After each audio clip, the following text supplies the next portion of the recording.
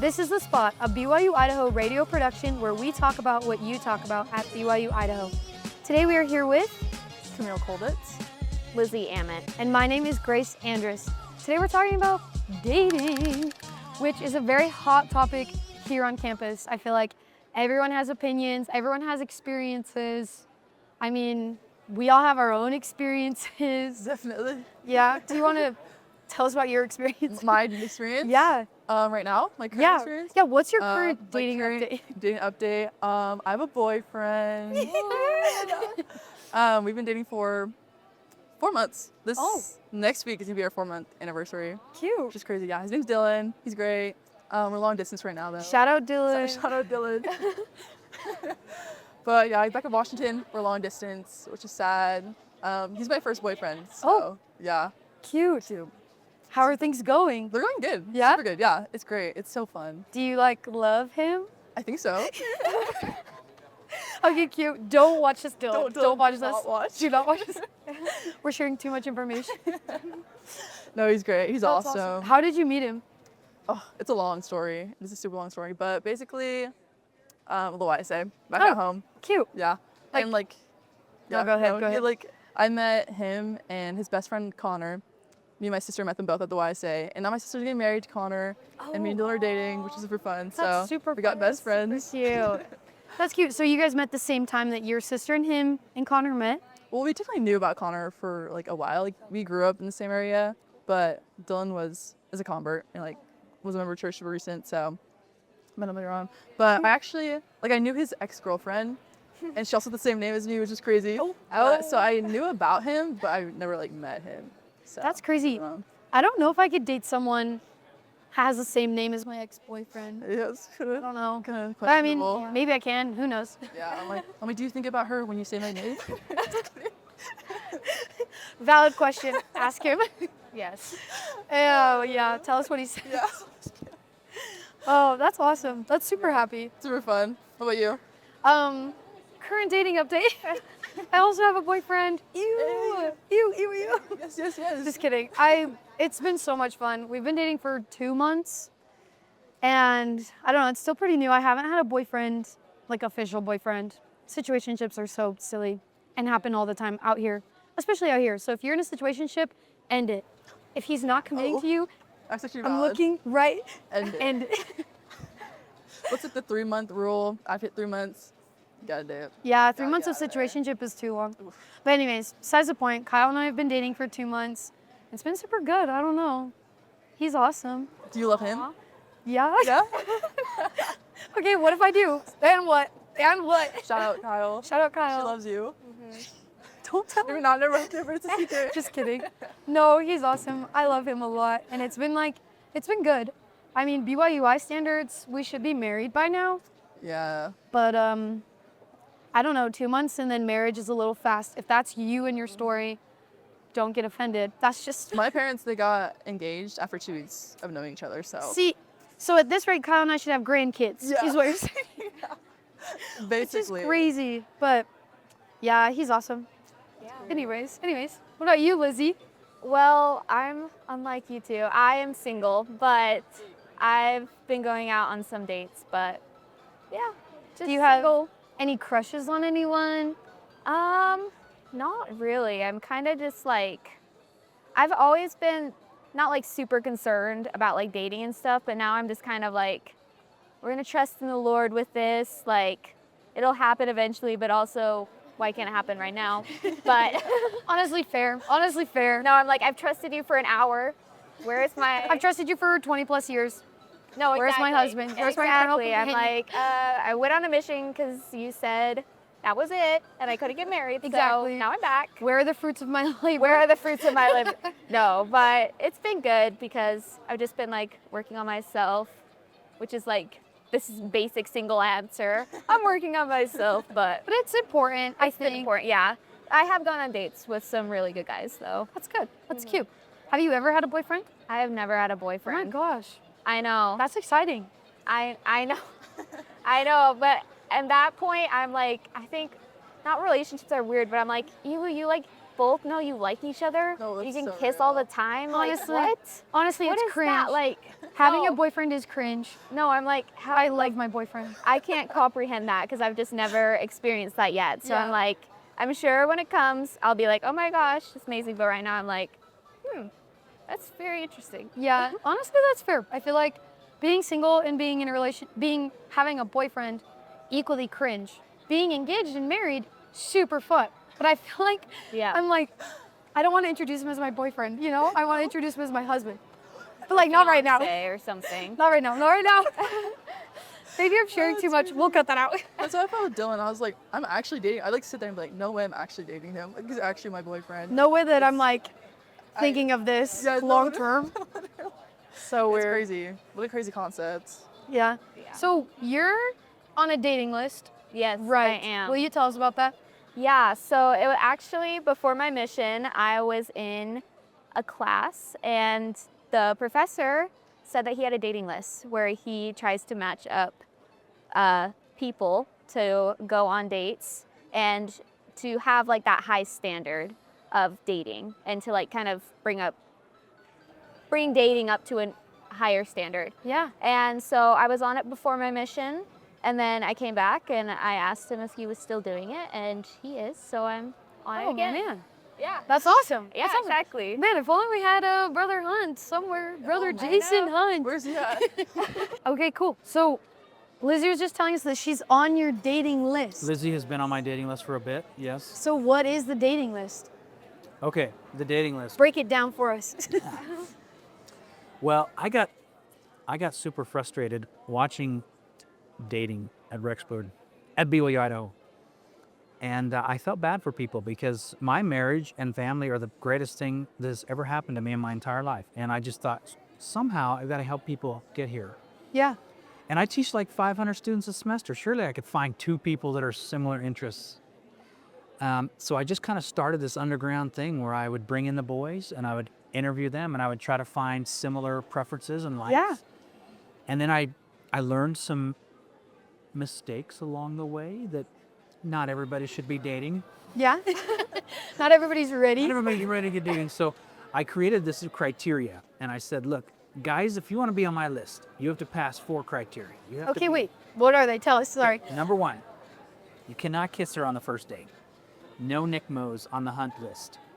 As you should, honestly. Nick Mose. Right, you gotta What are you communicate. doing? You gotta listen like, whoa. Number 2, you can't be a gamer. And this is terrible because it makes people hurt their feelings a little bit, but you can play video games occasionally, but you can't play games to where you miss church and where you're missing school and where you're not sleeping. That's a gamer, and my girls have requested that that's not what they're interested in. Yeah. The third thing is you gotta like church. So like, church is 2 hours. It used to be 3 hours. It used to be longer. It's only 2, and you gotta go. Like, there's 2 meetings. So if you're a guy, you should be going to church. Okay, this is funny because I was talking to Lizzie about this earlier and she mentioned that as a criteria. So I told my boyfriend, I was like, we go to 2 hours of church. That's what we do every Sunday. He's like, okay. And now he has a calling I know. and now he's more active in the ward, so it's good. Right. Good. It's good. And I always say the temple. I can't tell somebody how often to go to the temple. Of course, that's not my responsibility. But if we have a temple on campus, you should be trying to go. If you're able, then you should be going. So that's the third criteria. The fourth one is tricky. The fourth one, I don't know if we have enough time. No, break it down. The fourth one has to deal with what I call the room. The room. The room is how I define weakness. Everybody goes into the room for various reasons. Some go in for pornography, some go in for doom scrolling, some go in to play video games excessively, some opt out of things. The room just represents a thing that you go into to avoid dealing with emotion. Oh, that's interesting. So I don't like to talk about pornography as an addiction. I don't really believe that it's an addiction. I think it's just a weakness, and it's the room. The room is called relief. So if you have an emotion that you're having trouble with, which most guys and girls at BYU-Idaho deal with loneliness. It's a real emotion. That's why we're talking about dating. They feel lonely. And and if you're a guy, we've been taught our whole life to have 2 emotions, happy, angry. Even though we feel the whole spectrum of emotions, we're not exactly sure how to process it. So one of the things is when you got a heavy emotion, just go into the room and get some relief. That can come in the form of pornography, which also always works, or doom scrolling, or video game use, or substances like alcohol and drugs. So my fourth criteria has to do with the room.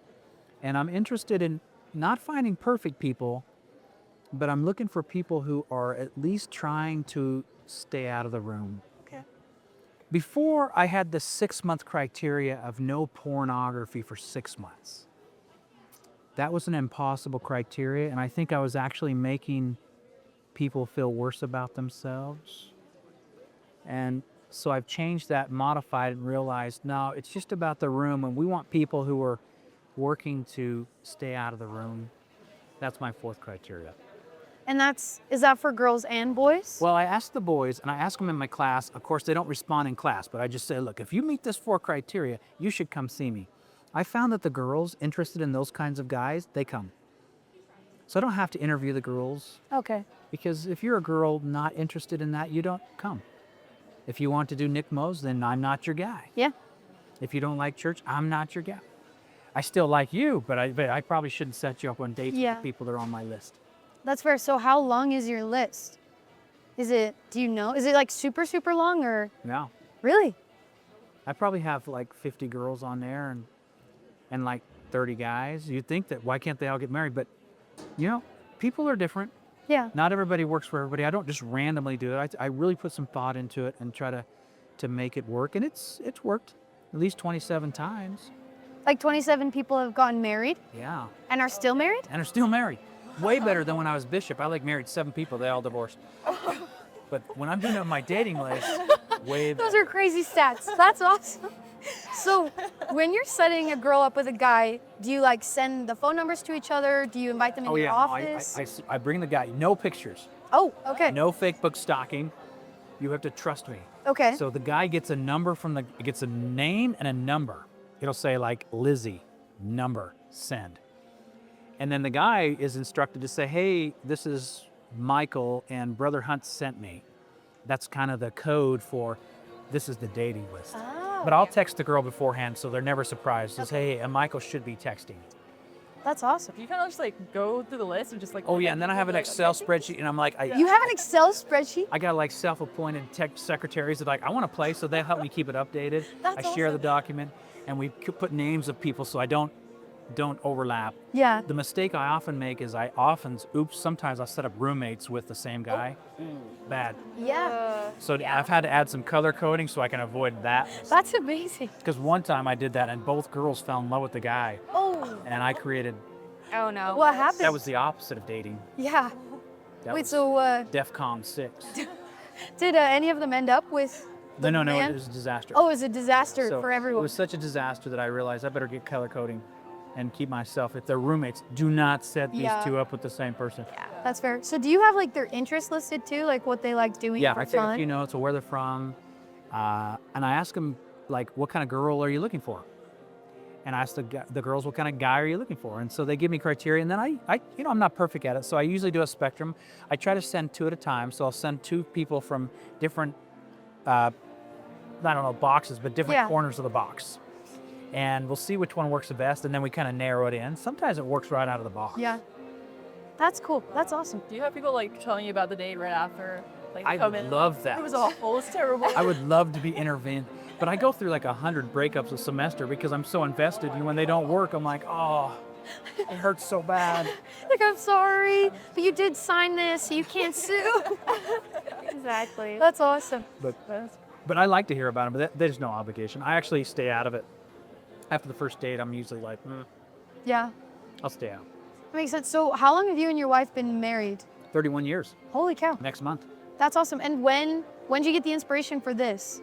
Or where did it come from? Maybe 12 years ago or something. I talk. My personality is such that people come talk to me, and which I invite. I love that, and I just kind of felt bad. I get a lot of girls that are, like, the ones that kill me are the girls that come in and say they've never been on a date. Like that. Yeah. That's heartbreaking. Like I'm like 3 daughters, and sometimes when they don't get asked to a senior prom or something, and I'm the dad at home, it's the worst.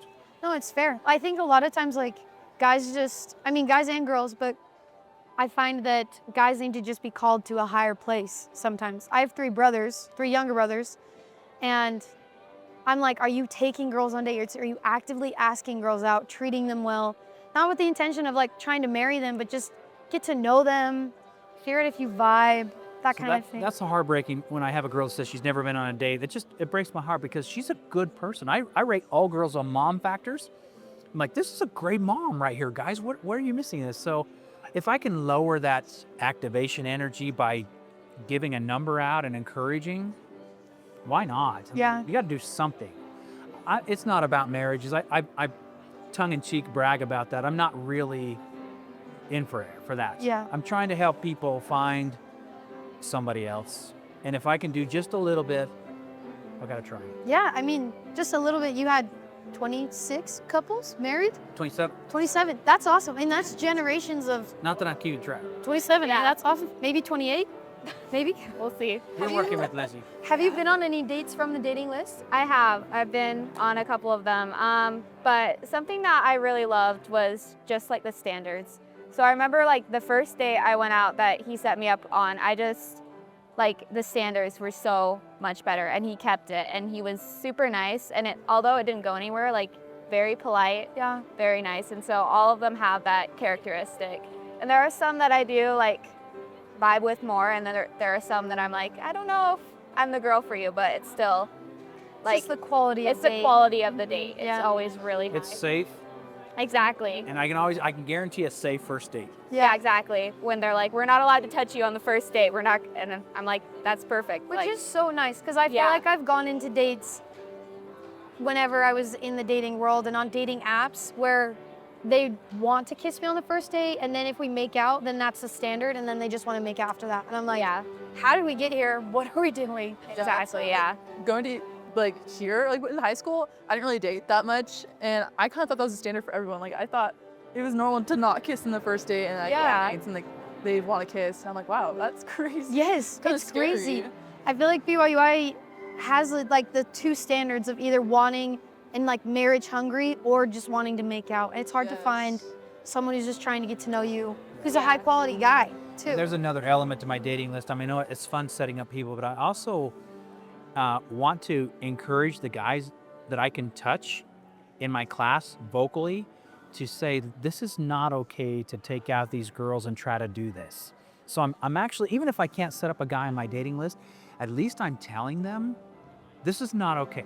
This is not a normal standard. Yeah. Whether you got Yeah. me set you up or not, don't try to do this with girls. It's not what you're gonna want to happen with your daughters at any point. Yeah. And it's not what God wants you to do. So I have another kind of, I don't know if it's a higher priority, but I introduced the dating list the dating list so I can just encourage maybe a little improvement on how we view relationships. Yeah. And that it's like, it's okay to go on a date to just get to know someone. You don't have to be looking for an eternal companion. At the same time, you don't have to be looking to just make out with someone, Yeah. which is good to have both. Yeah. Exactly. So that's awesome. So what is your advice to girls and guys to prepare for that date? If maybe I'm single, maybe I'm not single, but POV, my brother, for example, he's taking lots of girls out on dates and nothing's really working. What advice would you give him to prepare more or maybe push him to a higher place? Well, I would steal a phrase from Stephen R. Covey. Listen to understand. I think the time we have on dates is where all of us are trying to lobby for, I want to tell you about myself, or I want to do this. But when you truly listen to someone to understand them, your conversation's fun after that. That's what you're trying to do. You're just trying to say, who are you, and just encourage and lift. So be a lifter. Yeah. Listen to understand. Don't listen to say. That's fair. I love that actually. Listen to understand, not listen to respond, which is a really good point, honestly. That is. Okay, so Camille and I are both in relationships. Yeah. What advice would you give us to prepare for? I mean, obviously the goal is to get married, but like for the dating part, how can we be better for ourselves, for our, How to grow a relationship. yeah, For the Well, marriage, I can talk from a marriage standpoint. I've been out of the dating game actually for a long time. I've been married 31 years. But I'll tell you, marriage is really one word, two words, unselfish union. So when I was I had a church responsibility one time that allowed me to interview people, and when I would interview young couples who had been married a year, and I asked them the secret of happy marriage, they'd give me a list of like 20 things. Whoa. The common word was, though, this is how he makes me feel, or this is how she makes me feel. And it was interesting. It was more like me, me, me. When I interviewed couples that have been married 10 years, the list went down to 9 things. It was still kind of around he or she does this for me.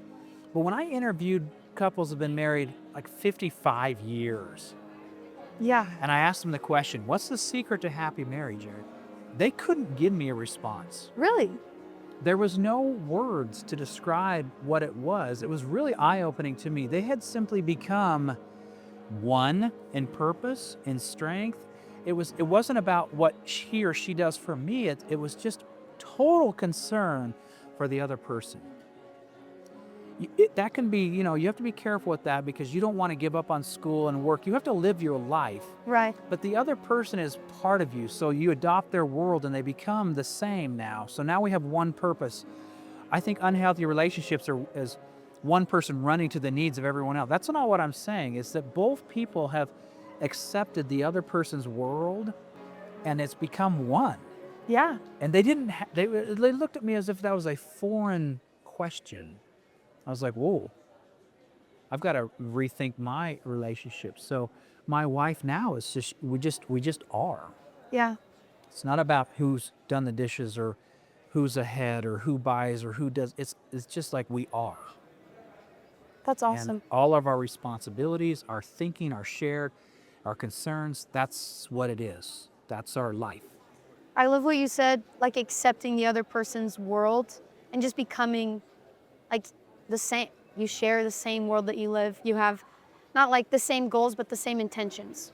So now I'm learning as I get older and my kids are marrying. So now I have a new daughter-in-law. So it's like she has to become us. Like there is no her. She's now part of us. And Yeah. my daughter has this new son-in-law. So his interests and his likes, they're now ours. So our world's expanding. Cool. It was interesting. Together, my wife and I's world shrunk. And now it's expanding to include all of these other people that we're bringing in so that they can all be included. That's what you're looking for. That's the purpose. Yeah. Oh, I love that. That's so good. I'm just like gonna ponder that for a while. I've noticed that a lot. Like my little sister, she's 18 and she just got engaged. And this is her first boyfriend and first fiance, but Which is which is crazy. Which is crazy. I mean, Very awesome, crazy. but it is crazy. But she is just like, wow, like this other person is fully in her life and she has to do like things that he likes. Like she has to like see his needs, his like trials, like everything. She has to be so a part of it. And it's been like so different and so new. And it's compromise. It's like an eternal compromise. Like I love motorcycles. My wife's, she's tolerant of them. But I ride my motorcycle all over the United States. That's a really big part of me. I've done that forever. And so she accepted that. She doesn't love motorcycles, but she loves to go and look at houses and get ideas. That causes me stress. All I hear is ka-ching, ka-ching, ka-ching. So we've had to compromise this. So now we go on my motorcycle and look at houses. Beautiful. So it's an eternal compromise, and that's what relationships are. It's about unselfishness, and so we both kind of come to the same level. It's not about, well, he likes this, so I should just tolerate it. No, we've made it work for both of us. Yeah. It's not. She'll let me ride my motorcycles the way that I want to, but if she comes in, we do it the way she wants to. Yeah. That's awesome. That's super cool. Well, I feel like you've given me a lot to ponder, so I don't want to like discuss too much because I'm going to ponder and journal and probably get back to you. Just because you've given a lot of good things to think about, and I'm gonna ask my brother to hit you up. Come see me on the date. Come see you, yeah. I need lots of guys. Because he's awesome, but he's just, I don't know. I mean, you'll probably know more after you talk to him. Well, just imagine that just the amount of energy it takes to get a girl's number, ask her out, the whole concept of, oh no, what if she turns me down? Yeah. It's just too much. I take all that away. Like she's trusting me and I'm trusting him. All you have to do is send a text. Which is awesome. You're like so the world's most trustworthy dating app ever. That's Oh, right. yeah. Because I'm vetting them. Yes. Yes. That's awesome. That is awesome. You have a lot more girls than boys. Oh yeah, lots of guys. which is hard because I can't guarantee a girl will date off the bat. Yeah. I don't like to just randomly do it. So I need more guys. I always could use guys. Okay, well, I'll send them your way. Yeah. That's awesome. Well, I appreciate you coming on the episode and giving us all this advice. Take it or not, if you're listening. Lizzie, I appreciate you coming. Do you have any other thoughts you want to share? No, I think it's just like important to like something I've been trying to work on because like for a while I was like, oh my gosh, I'm not getting married. You know, like my life is awful. I'm here at BYU-Idaho. But I think something important is like just to live your life and to trust in God. Yeah. That it will happen and like find happiness, but also like you can prepare yourself for marriage and that's the best way. Oh, I agree. Like taking the pressure off. Honestly, taking the pressure off helps when you're in the dating and when you're already committed and you have a boyfriend. Like just taking the pressure off makes it so much easier, I think. Yeah. To find dates, to continue dating, to get married. Just like, I don't know, accepting who you are, accepting who they are. That's awesome. Cool. Yeah, I love that. And it's like in God's timing. That was a big one for me because I'm like, why am I not dating anyone? Why don't I have a boyfriend? But now that I do and I've like waited and like prepared, it's so much better. than Yeah. it would be. Because BYU is BYUI, I do for a reason, but also like, don't be so hard on yourself. Yeah. If it don't doesn't happen, stress. that's okay. It will happen eventually. We just have to trust and have faith. And kind of like in devotional, which I don't know if you guys watched it. If you didn't, you should. But they talked about how in order to have more faith, you need to do things that require more faith. And your faith is expanded on your capacity, which is awesome. Or vice versa. You know what I'm saying. Yeah, exactly. Anyways, well, cool. Well, thanks, brother Jason Hunt and Camille. I'll read the outro. You've been listening to The Spot, a production of BYU-Idaho Radio. Today's hosts were Camille pulled it. Lizzie Ammett. Jason Hunt. Thank you. And my name's Grace Andrus. The views and opinions of this podcast are not that of BYU-Idaho Radio or the university and are solely the opinions of the hosts. Our theme music is Finding Happiness by DJ Quads and The Perpetual Thinking of Time by Artificial Music. To listen to more episodes of The Spot, visit our website, byui.edu/radio, and click podcasts. Follow us on social media at @thespot_BYU-Idaho Radio, and be sure to subscribe to The Spot podcast wherever you get your podcasts. Have a topic in mind? Leave us a comment and let us know what we should talk about next. Thanks, guys. Bye.